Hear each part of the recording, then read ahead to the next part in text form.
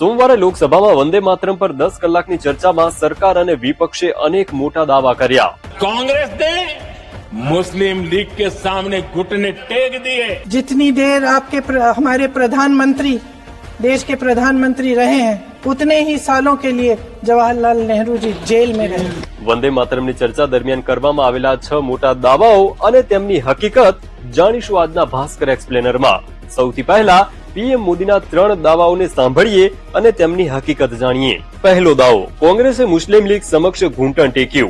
कांग्रेस ने मुस्लिम लीग के सामने घुटने टेक दिए, इसलिए कांग्रेस को भारत के बंटवारे के लिए झुकना पड़ा।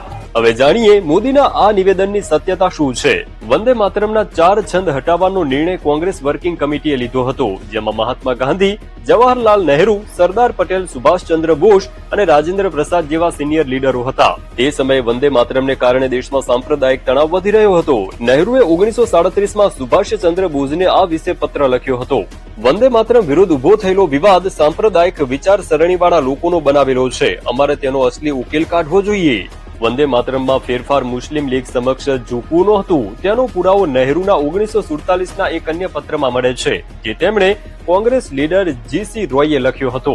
કેટલાક મુસ્લિમોને વાંધાની વાત જ ઉઠતી નથી। અસલ વાત એ છે કે વંદે માતરમ રાષ્ટ્રગાન માટે યોગ્ય નથી, કારણ કે તેની ભાષા કઠિન છે અને તે બેન્ડ પર વગાડવું મુશ્કેલ છે।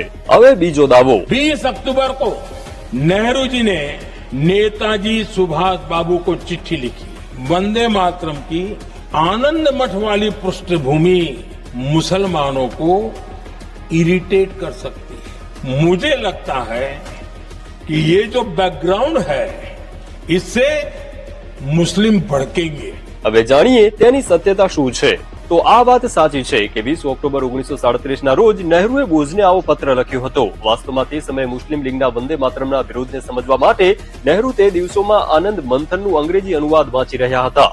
તે જ સમયગાળામાં તેમણે આ પત્ર લખ્યો, જેમાં તેમણે ટાગોર પાસેથી સલાહ લેવાની પણ વાત કરી, જેના જવાબમાં ટાગોરે નહેરુને પત્ર લખીને જવાબ આપ્યો કે વંદે માતરમના પ્રથમ 2 છંદથી કોઈને કોઈ તકલીફ નહીં થઈ શકે, કારણ કે તેમાં આપણી માતૃભૂમિની સુંદરતાના વખાણ છે। હવે આગળનો દાવો, वंदे मातरम पर महात्मा गांधी की भावनाएं क्या थी? यह गीत इतना लोकप्रिय हो गया है जैसे આખો વિડિયો જોવા માટે ડાઉનલોડ કરો દિવ્ય ભાસ્કર એપ।